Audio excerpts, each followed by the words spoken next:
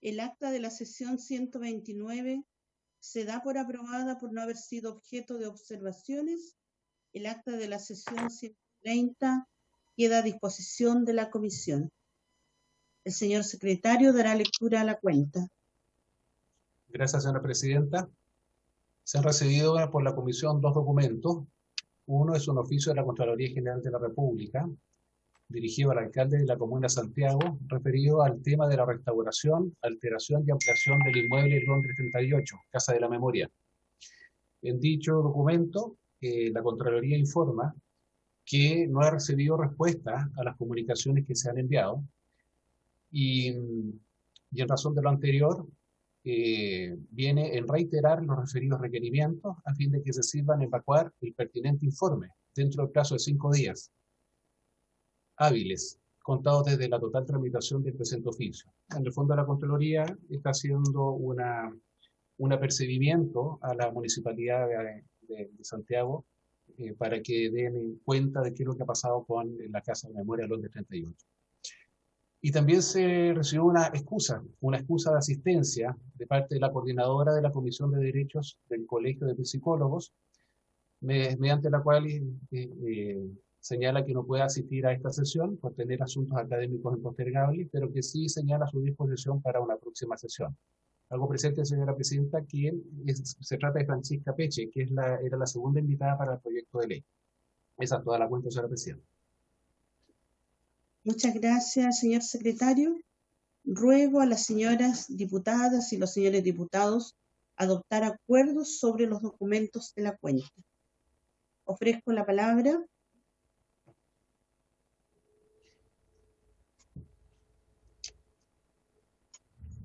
No hay palabra solicitada, señora presidenta. Muchas gracias. Ofrezco la palabra sobre asuntos varios.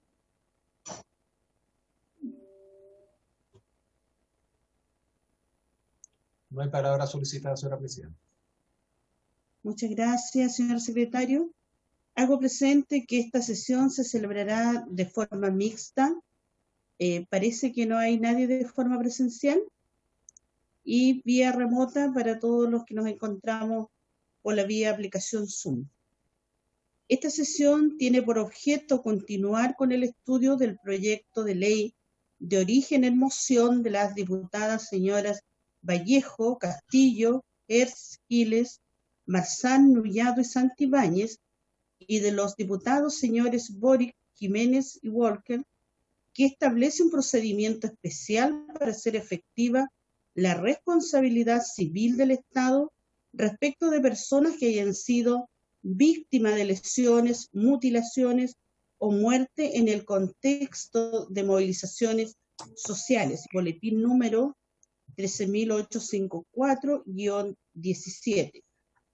Para este propósito, la comisión acordó invitar al abogado y presidente de la Comisión Chilena de Derechos Humanos, señor Carlos Margota, y a la coordinadora de la Comisión de Derechos Humanos del Colegio de Psicólogas y Psicólogos, señora Francisca Peche, quien ha excusado su asistencia por los motivos señalados en la cuenta.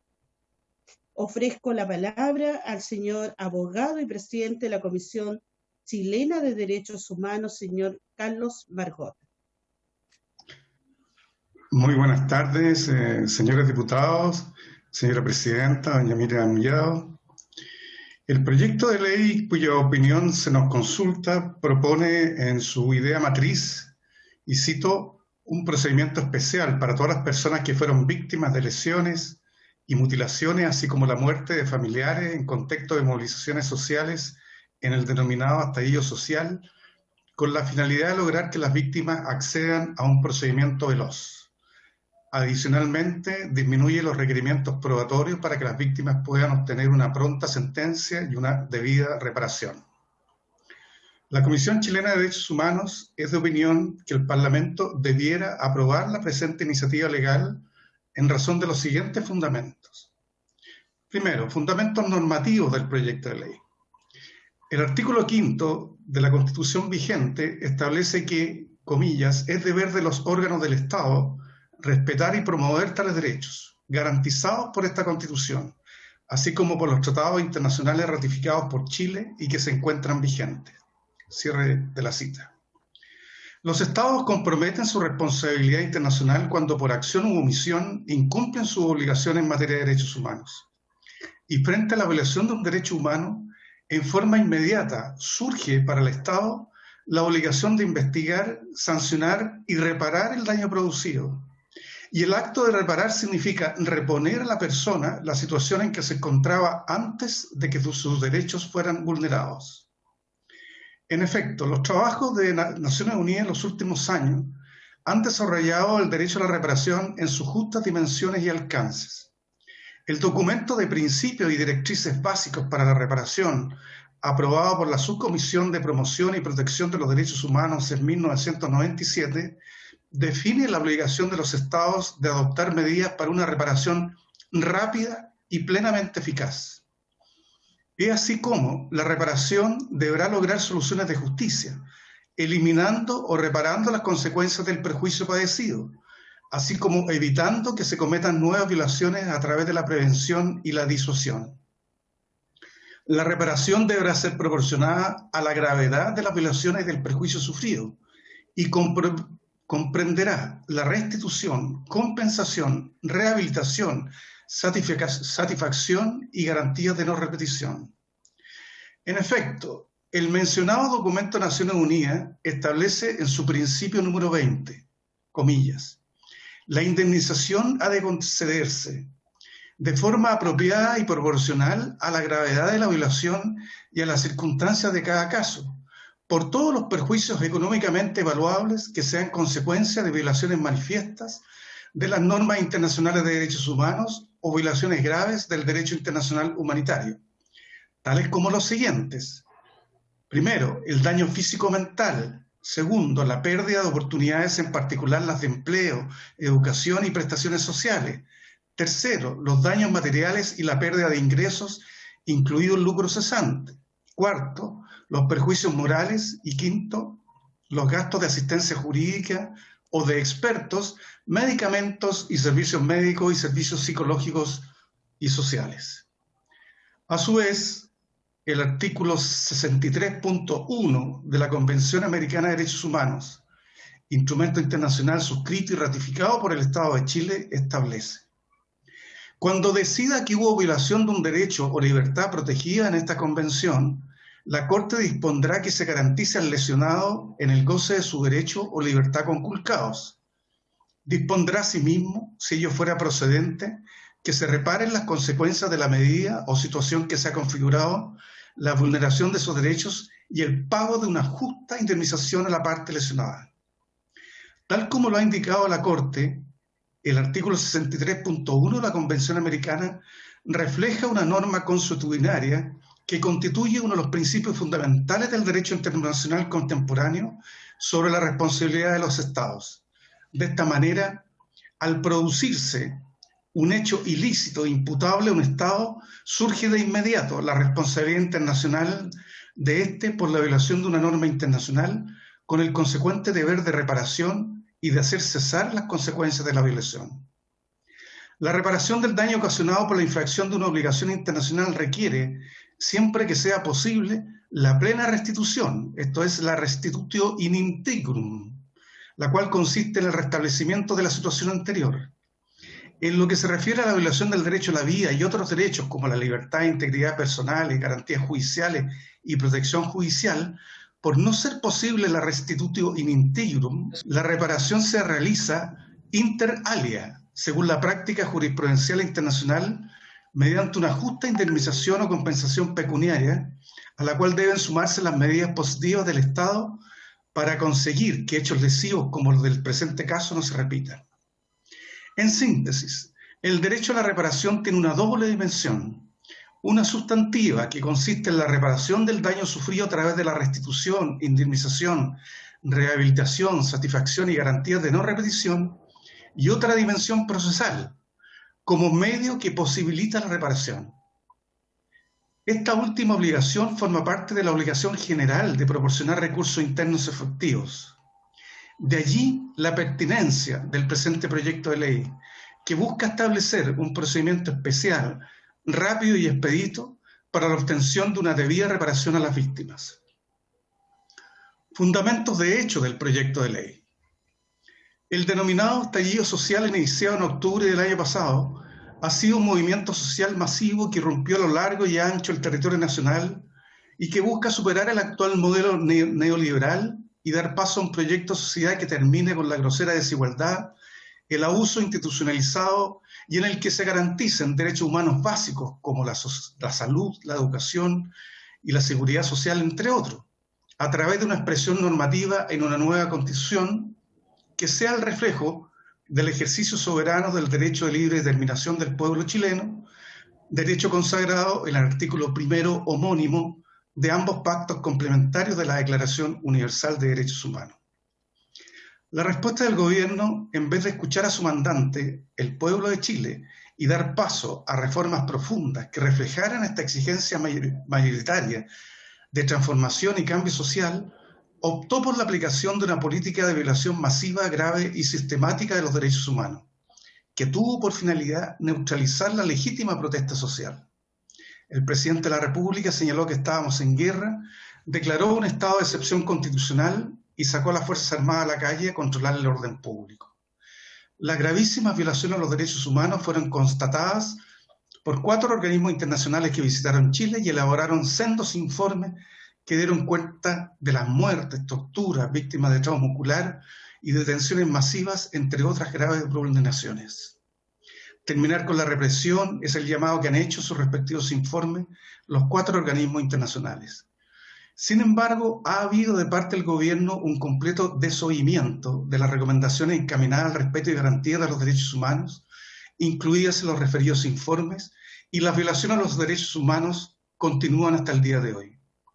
Cabe recordar que el Alto Comisionado de Naciones Unidas para los Derechos Humanos, en su informe de diciembre de 2019, recomendó al Estado desarrollar nuevos protocolos policiales para garantizar el uso adecuado de la fuerza, proteger el rol de los defensores de derechos humanos o crear un mecanismo de seguimiento integrado por la sociedad civil y expertos independientes, entre otras cuestiones.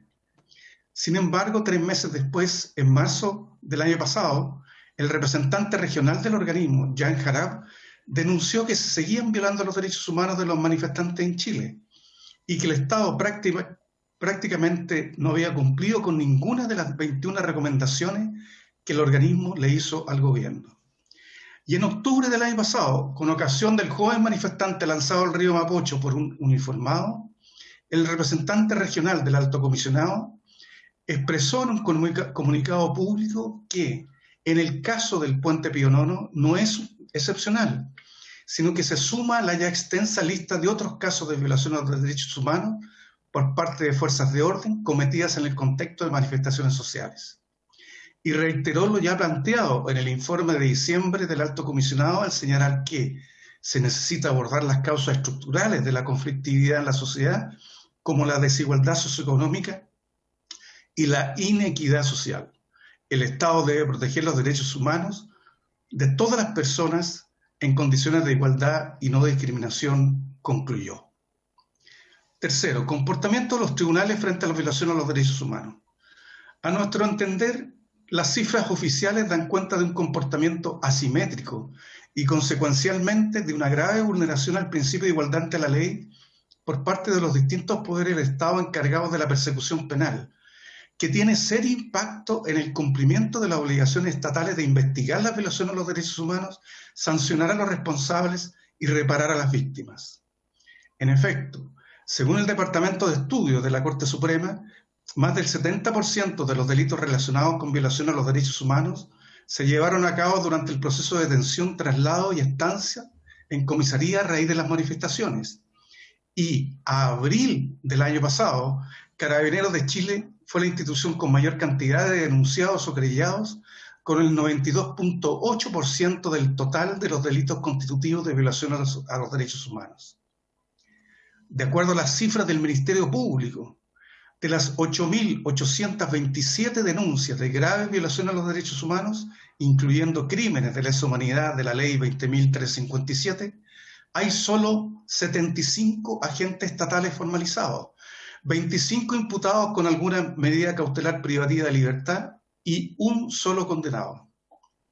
En contraste con las cifras señaladas, la Defensoría Penal Pública informó que en los primeros 3 meses del estallido social, de las 6.347 solicitudes de prisión preventiva contra civiles imputados, la gran mayoría de las veces con el solo mérito de la declaración policial, 5.367 fueron concedidas, correspondientes al 84.6%, mientras que 980 fueron rechazadas, correspondiendo solo al 15,4% del total.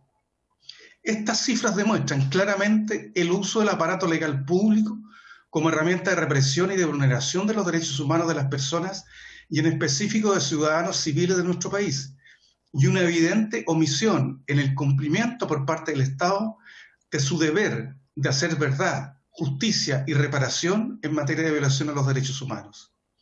A lo anterior, cabe agregar la lentitud de las investigaciones desarrolladas por el Ministerio Público para establecer la responsabilidad en los graves crímenes contra los derechos humanos cometidos a partir del 18 de octubre, que dan lugar al derecho a la reparación de las víctimas. En efecto, el 18 de julio del año pasado, esto es 9 meses después de iniciado el denominado estallido social, el director del Instituto Nacional de Derechos Humanos, Sergio Mico, manifestó su preocupación por el avance de las investigaciones de delitos asociados al 18 de octubre. A su juicio, la lentitud del sistema se ha transformado en un obstáculo y es imperioso que el Estado priorice la indagación de las causas, sobre todo en temas de derechos humanos. En paralelo, apuntó que las medidas de reparación a las víctimas son imprescindibles y a la fecha han sido insuficientes. Posteriormente, a un año del 18 de octubre, el Instituto Nacional de Derechos Humanos informó que ha presentado 2.520 querellas por violación a los derechos humanos en todo Chile, que consideran a 3.203 víctimas de vulneraciones por hechos ocurridos entre el 18 de octubre de 2019 y el 18 de marzo de 2020. Las querellas presentadas por el Instituto Nacional de Derechos Humanos se dirigen principalmente contra funcionarios carabineros con 2.340 casos, luego sigue el Ejército con 97 y la Policía de Investigaciones con 34. Y a la fecha, solo 31 causas han sido formalizadas y existen solo 72 funcionarios imputados a nivel nacional.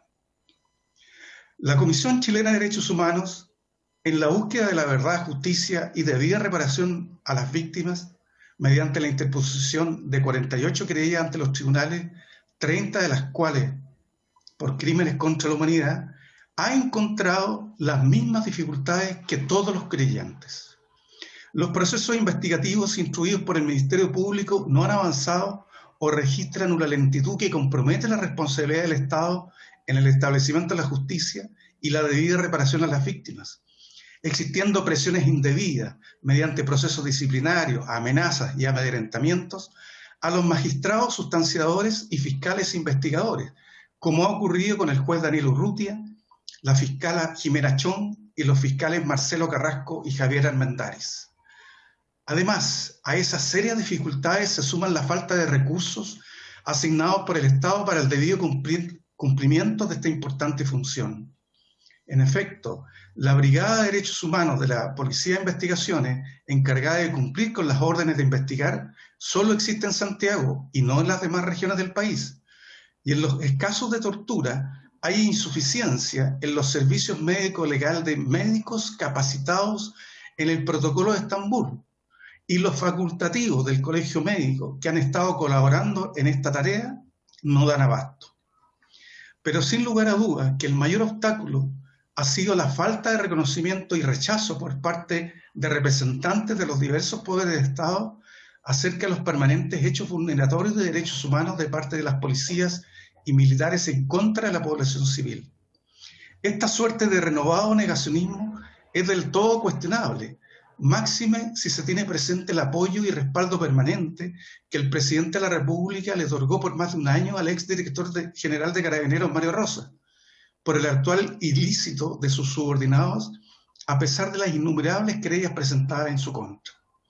Cabe tener presente, como se ha dicho, que en abril de este año la Dirección de Estudio de la Corte Suprema señalaba a Carabineros como el principal recurrido en delitos de derechos humanos perpetrados en el contexto del estallido social, con el 92.8% del total de los casos. La conducta de la máxima autoridad del país, sin lugar a dudas, avala la impunidad e inhibe y desalienta el actuar de los fiscales y fiscalas, retrasando las investigaciones en curso. El escaso avance de las investigaciones, por las razones anotadas, se ve agravado por la suspensión de los juicios orales en razón de la pandemia, por lo que la dictación de las prontas sentencias que esclarezcan los hechos, determinen las responsabilidades penales y consecuentes sanciones, y otorgando la debida reparación a las víctimas, constituye un horizonte hoy muy lejano e incierto.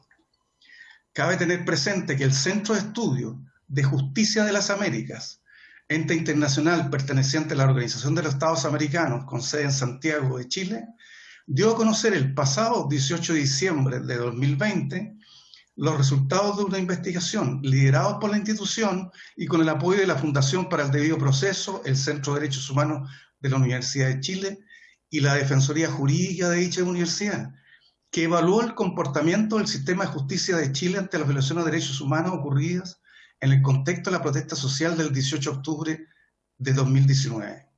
Dicho informe constató el incumplimiento de la obligación de realizar la investigación en un plazo razonable.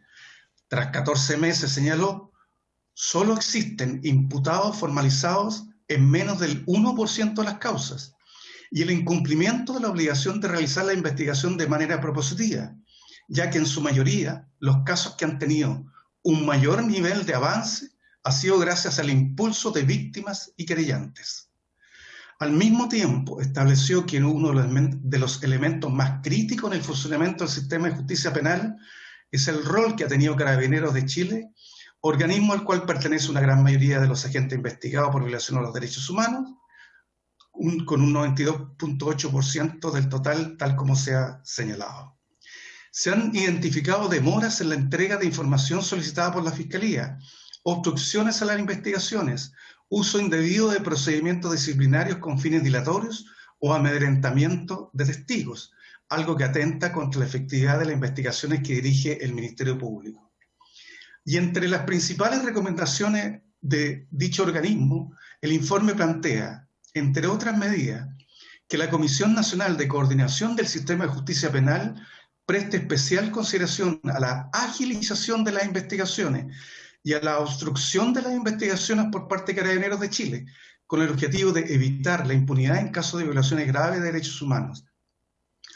Además, recomienda implementar un programa de reparación integral que atienda a todas las víctimas de violación a los derechos humanos en democracia, con carácter urgente y que permita garantizar su derecho a una reparación integral y efectiva. En relación a esta última recomendación, cabe tener presente la desprotección y el completo abandono en que se encuentran las víctimas en materia de reparación por parte del gobierno. Solo a título ejemplar, podemos señalar que hemos acompañado como institución a las víctimas de trauma ocular, que hoy ascienden a 462 jóvenes chilenos y chilenas, en la legítima exigencia del cumplimiento por parte del Ministerio de Salud del Programa Integral de Reparación Ocular, PIRO, que fuera anunciado en noviembre del año 2019, el que no se ha aplicado debidamente, lo que llevó al propio representante del Alto Comisionado de Naciones Unidas para los Derechos Humanos en Chile, Jan Jarab, a realizar gestiones ante las autoridades sanitarias a objeto de demandar la implementación del mencionado programa, incumplimiento que se ha agravado durante la pandemia, lo que ha obligado a las víctimas a intentar costear por sus propios y escuálidos medios los tratamientos médicos requeridos para su rehabilitación. Con fecha 6 de julio del 2020, enviamos una carta suscrita conjuntamente por nuestra institución y la Coordinadora de Víctimas de Trauma Ocular, dirigida al director del Hospital Salvador, haciendo una descripción pormenorizada de los incumplimientos del mencionado programa, misiva que, por su vigencia, nos permitimos acompañar y solicitar se entienda como parte integrante de esta presentación. En definitiva, señores diputados y señoras diputadas, En opinión de la Comisión Chilena de Derechos Humanos, el proyecto de ley debe ser aprobado, no solo porque sus fundamentos e ideas matrices se ajustan a lo prescrito por los tratados internacionales de derechos humanos vigentes en Chile, sino que porque como poder del Estado, el Parlamento tiene el deber de establecer mecanismos y procedimientos que permitan garantizar la oportuna y pronta reparación a las víctimas de violaciones de los derechos humanos, consistentes en homicidios, tortura, pérdida total o parcial de la visión o traumas oculares severos, mutilaciones y lesiones gravísimas, todas cometidas por agentes estatales durante el denominado estallido social en contra de miles de chilenos y chilenas por el solo hecho de ejercer el legítimo derecho a la manifestación y a la protesta social. Muchas gracias. Le agradezco la clara presentación que ha hecho el señor abogado y presidente de la Comisión Chilena de Derechos Humanos, señor Carlos Margota, para lo cual ofrezco la palabra, diputadas y diputados.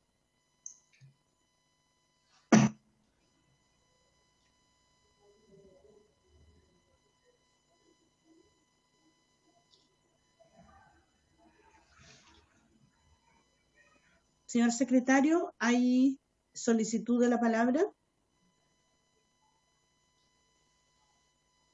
Señora Presidenta, el diputado Raúl Saldívar ha solicitado la palabra. Ya, ofrezco la palabra, diputado Raúl Saldívar. Gracias, Presidenta. Don Carlos Margota, muy buenas tardes. Hemos escuchado con atención su exposición, excepto un lapso en el que, por una situación acontecida aquí donde estoy, se me apagó el sistema, tuve que reiniciarlo. Ustedes tienen un estudio respecto de los tipos de penas que estuvieron, digamos, en mayor número presentes en los distintos procesos que se llevaron a cabo. Entiendo que una buena parte fue por desorden, fue por otra robo en sitio no habitado, destrucción de bienes públicos y privados. Sería interesante conocer los tipos penales a fin de conocer también qué sanciones se aplicaron y contrastar eso con el tema de fondo que hay aquí, que es el de la prisión preventiva. Porque al parecer, más allá de los números, porque también es importante lo que reconocer esto que le planteo, una especie de taxonomía para tener claro y procesarlo, pero tampoco caer en el excesivo debate respecto de cuántos eran, cuántos son, cuántos fueron hasta tal mes, cuántos fueron hasta después, porque eso nos puede desenfocar del tema central. Pero lo importante es saber, digamos, si las penas que corresponden a las distintas imputaciones que se hicieron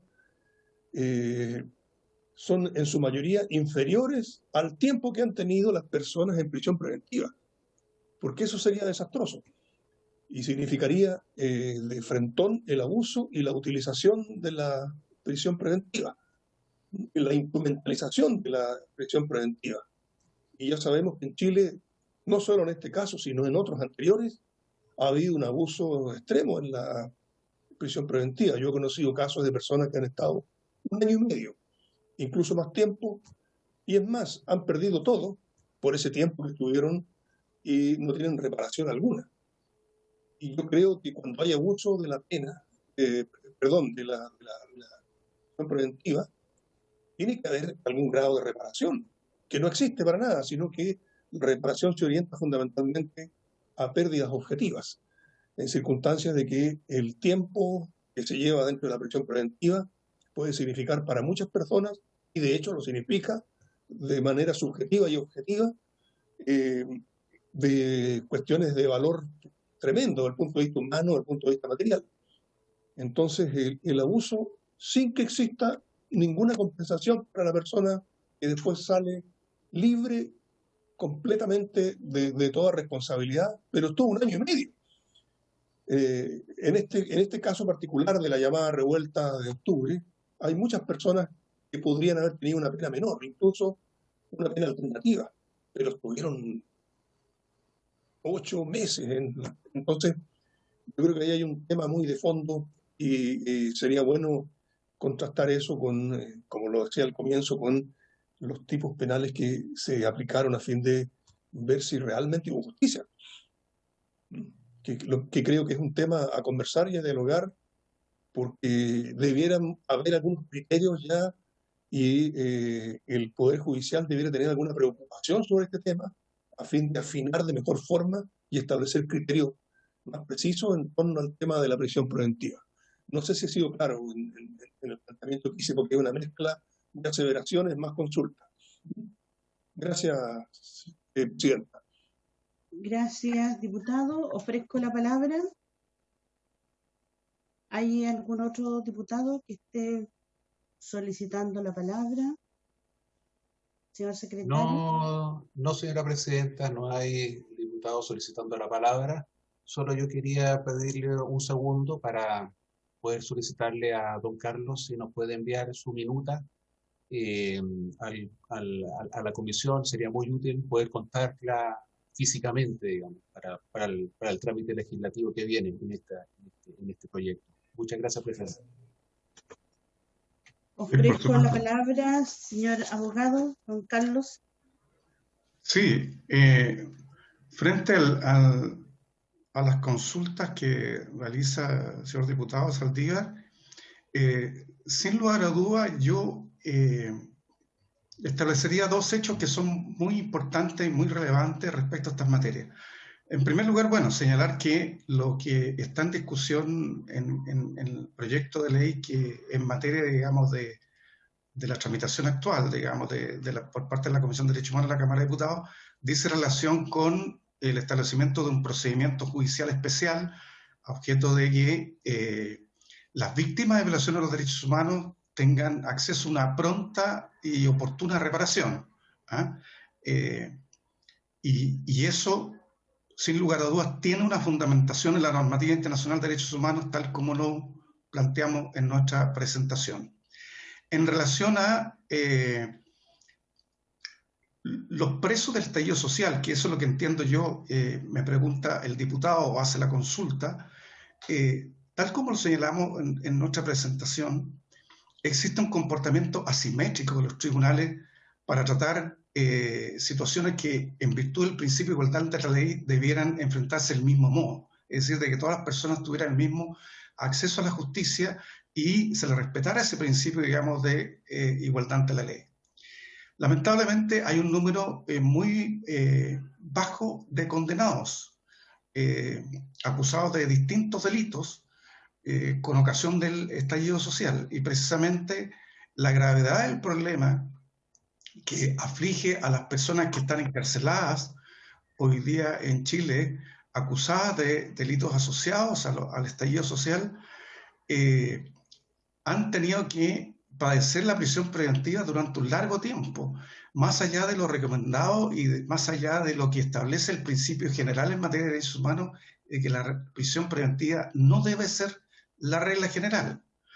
Y allí, en materia de acusaciones, por cierto, señor diputado, los hechos ilícitos por los cuales están sometidos a prisión preventiva durante algunos más de un año, la verdad las cosas son disímiles. Hay algunas acusaciones que se fundan en querellas presentadas por el Ministerio Interior por ley de seguridad interior del Estado, otras por ley de control de armas y otras por delitos comunes.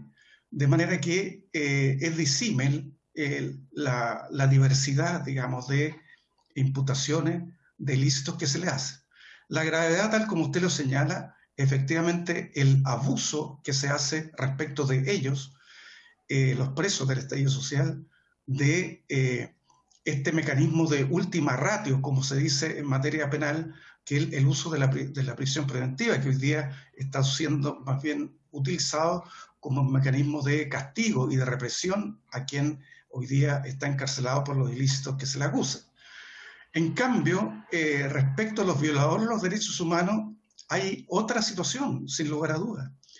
Tal como lo señalamos en nuestra presentación, hay un solo condenado y solo 25 están sujetos a una medida cautelar de privación de libertad que la están cumpliendo en 95% en sus respectivas unidades policiales, lo cual dista mucho, ¿no es cierto?, de la situación que viven los presos del estallido social, que están sufriendo un hacinamiento permanente, producto, bueno, de una situación generalizada y endémica del sistema penitenciario chileno, pero además en medio de una pandemia que los expone también, ¿no es cierto?, seriamente al contagio. De manera que la preocupación efectivamente que nosotros como institución tenemos y que lo hemos hecho saber tanto ante ustedes como Comisión de Derechos Humanos de la Cámara de Diputados, como hace pocos días atrás ante la Comisión de Derechos Humanos del Senado, que está tramitando un proyecto de ley sobre indulto a los presos del estallido social por razones humanitarias, es precisamente dar cuenta de este comportamiento asimétrico que tienen los distintos poderes del Estado encargados de la persecución penal cuando se trata de perseguir personas, ¿no es cierto?, acusadas de delitos asociados al estallido social y violadores de los derechos humanos que han causado, ¿no es cierto?, muertes, torturas, víctimas de trauma ocular o lesiones graves, gravísimas. Entonces, esa es una preocupación y que sin lugar a dudas debiera formar parte también de las preocupaciones, ¿no es cierto?, de tan importante poder del Estado como el Parlamento. Y en relación a las cifras, quiero por último permitirme expresarle a ustedes nuestra preocupación como institución en relación a las distintas cifras respecto tanto de los presos del estallido social como de las víctimas de la violación a los derechos humanos ocurridas a partir del 18 de octubre del 2019 en adelante, que han sido entregadas por los distintos poderes del Estado, que en realidad, en virtud del principio de la intersectorialidad, debieran tener una cifras homogéneas y que den cuenta precisamente, ¿no es cierto?, de un mismo fenómeno y una misma dimensión del fenómeno. Lamentablemente nosotros hemos tenido que asistir en las sesiones de la Comisión de Derechos Humanos del Senado en que las exposiciones dadas por el señor fiscal nacional Jorge Abbott, el señor defensor nacional subrogante, no, el actual subrogante, porque Andrés Manque renunció, y el propio Instituto Nacional de Derechos Humanos, y hoy día, a través de la vocera de la Corte Suprema, a distintas cifras relativas a víctimas de violación a los derechos humanos y presos del estallido social. Y nos parece que las cifras, además, son muy distantes unas de otras. Y nosotros hemos pedido que en función del deber que tienen el Estado y sus distintos organismos de entregar una sola cifra respecto de las personas que están siendo objetos de persecución penal, tienen que uniformarse. Y ese es un llamado que nosotros hemos hecho, ¿no es cierto?, como institución de derechos humanos, representando a la sociedad civil y también, por cierto, a las organizaciones de derechos humanos en su conjunto, entendemos. Muchas gracias, señor abogado. Señor diputado, ¿queda clara la respuesta? Por supuesto, presidenta. Muchas gracias. Ya. Ofrezco la palabra nuevamente. Si queda alguna sugerencia o propuesta o alguna otra inquietud que haya. Señor secretario, ofrezco la palabra.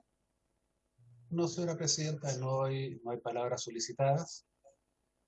Yo quisiera señalar lo siguiente, que al aclarar la pregunta que hace el diputado Raúl Saldívar, queda claro la discusión que se va a dar con respecto a este proyecto y donde muy bien nos señaló el abogado señor Carlos Margota al señalar de que este es un proyecto que debe ser aprobado, por lo tanto, por todos los antecedentes y las violaciones a los derechos humanos ocurridos, donde además este proyecto pretende establecer la responsabilidad del Estado con aquellas personas que fueron mutiladas, donde también tenemos personas que fueron asesinadas y gravemente aquellas que fueron lesionadas, y donde es importante tal vez durante el debate que se vaya generando, los invitados que nos van a estar aportando toda aquella información, es importante que esta comisión apruebe este proyecto. Y claramente, como bien señalaba el señor abogado, hoy día no hay claridad respecto de el Estado debiera tener claro cuántas son aquellas víctimas y cuáles hubiesen sido aquellas reparaciones con la familia, donde muchos hoy día siguen llevando a cabo un gran costo económico de todas aquellas personas que fueron mutiladas, lesionadas, y donde el Estado tiene esta responsabilidad.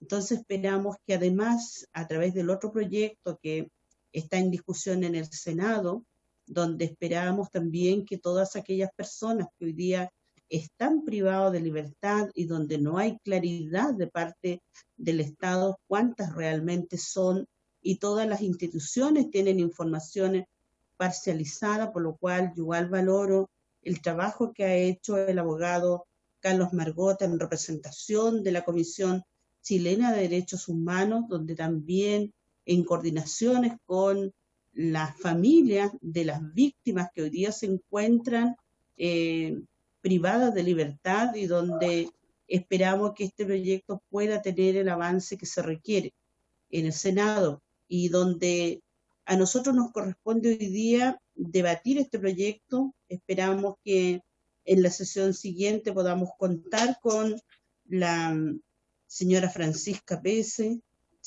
representante del Colegio de Psicólogos, y donde también podamos tener a otros invitados para que finalmente aprobemos a la brevedad este proyecto que es tan necesario para todas aquellas víctimas de la violación a los derechos humanos, y por lo tanto también es urgente que tengamos toda la voluntad en esta comisión de poder hacer las preguntas, de participar, y posteriormente también nos gustaría que algún representante del Ejecutivo, como invitar posteriormente en la sesión siguiente, o pudiera estar acompañando, también dando el seguimiento a esta sesión, algún integrante, alguna persona que represente al Ejecutivo, porque no me gustaría que al final de cuando ya estemos en las votaciones tengamos que estar solicitando la participación de algún integrante del Ejecutivo, por lo cual yo quisiera también solicitarle a los diputados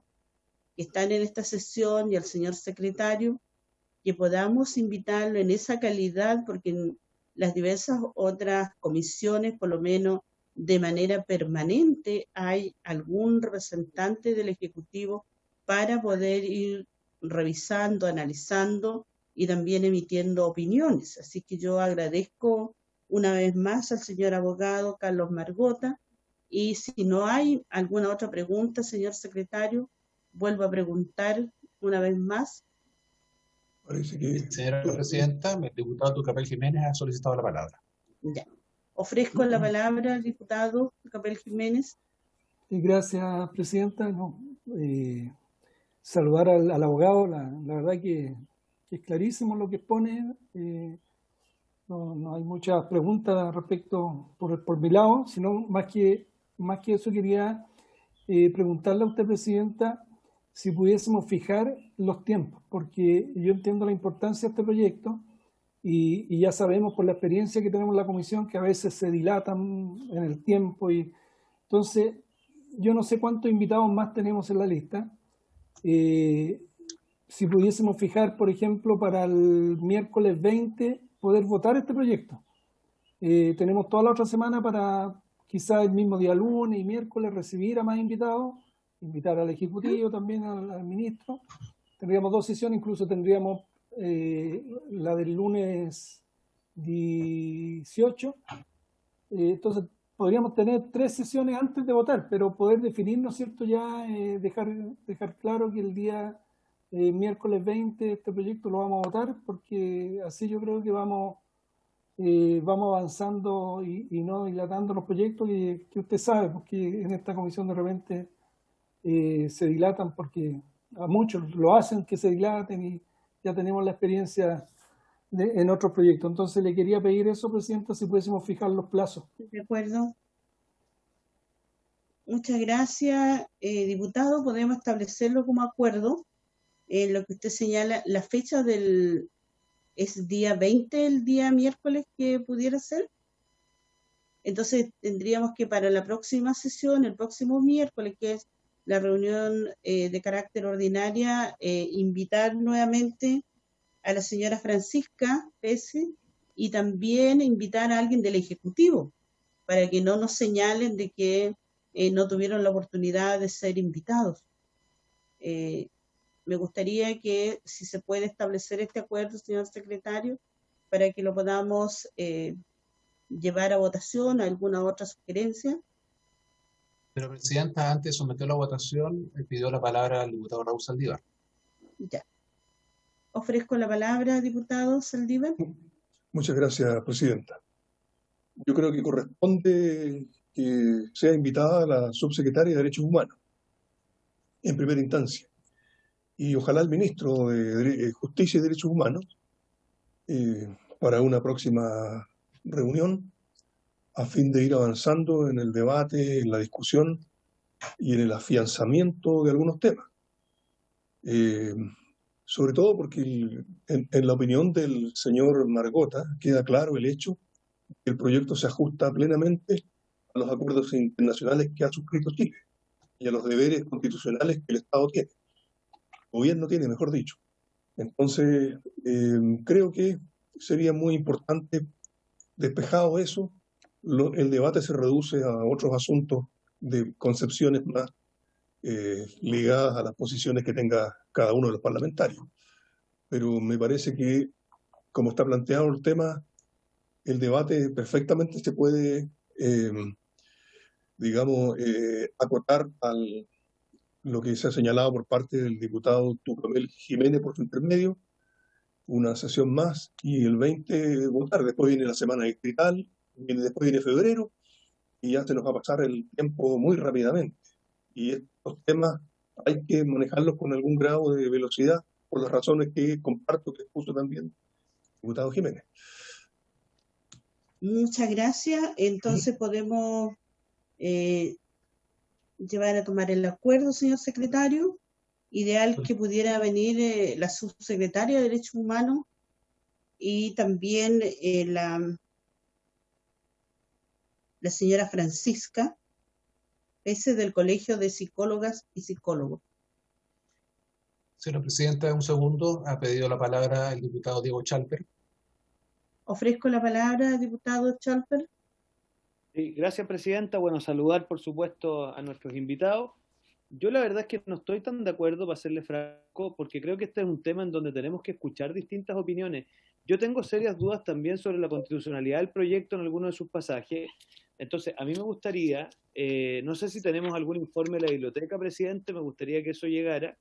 No sé si vamos a escuchar también al INDH. A mí me gustaría escuchar no solamente a los expertos que hoy día hemos escuchado, sino que también a algunos otros expertos que entienden de materias de derecho internacional público, expertos en materia de indemnizaciones. O sea, si usted me permite, hay varias cuestiones que no es hoy día el momento para plantearlos, pero que en mi modesta opinión presentan algunas dudas incluso de constitucionalidad del proyecto. Entonces, yo entiendo la premura de algunos, pero yo personalmente creo que este es un proyecto que requiere, entonces le pido que usted ponga un plazo para que los distintos parlamentarios de esta comisión podamos sugerir invitados, hagamos una lista de invitados como la gente o hagamos una sesión larga y a partir de ahí podamos discutir bien los alcances de este proyecto. Por ejemplo, hay todo un tema respecto de la condición de procesabilidad que se plantea en uno de sus artículos que a mí me parece bastante complejo. Entonces, yo le querría pedir que por favor nos deje oportunidad para poder presentar y solicitar invitados, ya que estamos recién iniciando la tramitación de este proyecto. Gracias, Presidenta. Yo quisiera solicitarle entonces a ustedes ver la posibilidad, como lo señaló el diputado Tucapel Jiménez, para el lunes siguiente poder continuar con invitados, el día miércoles dejarle la posibilidad para que el diputado Diego Chalper nos pueda señalar alguna invitada o invitado y posteriormente continuar el lunes subsiguiente para que finalmente el 20 lo llevemos a votación.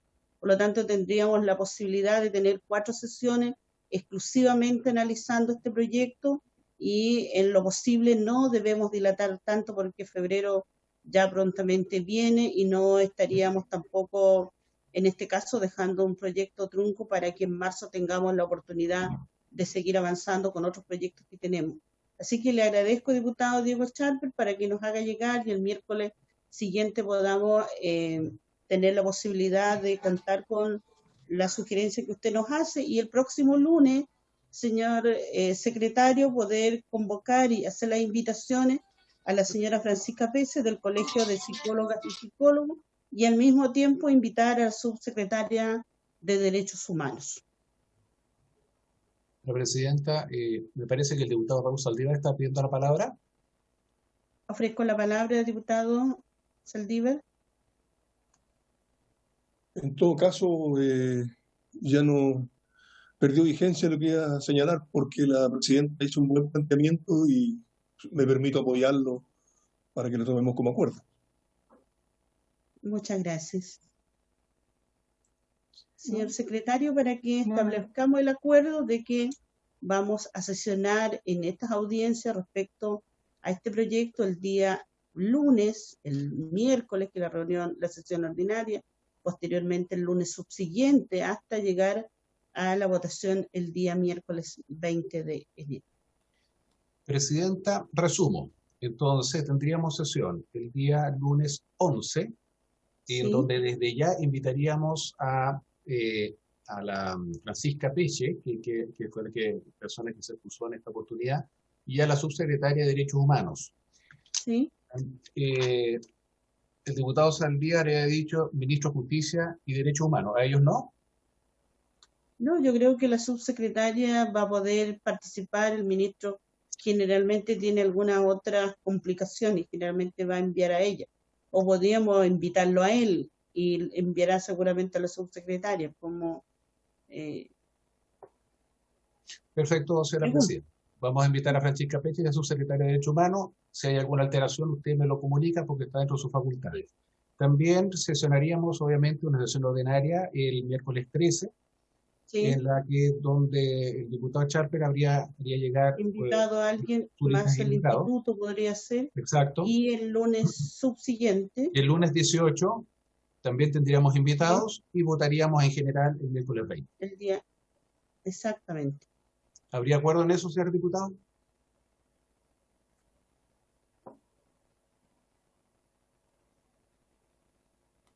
Acordado, señora presidenta. Toque la campanilla. No tiene campanilla, disculpe. Acordado, señora presidenta. Muchas gracias.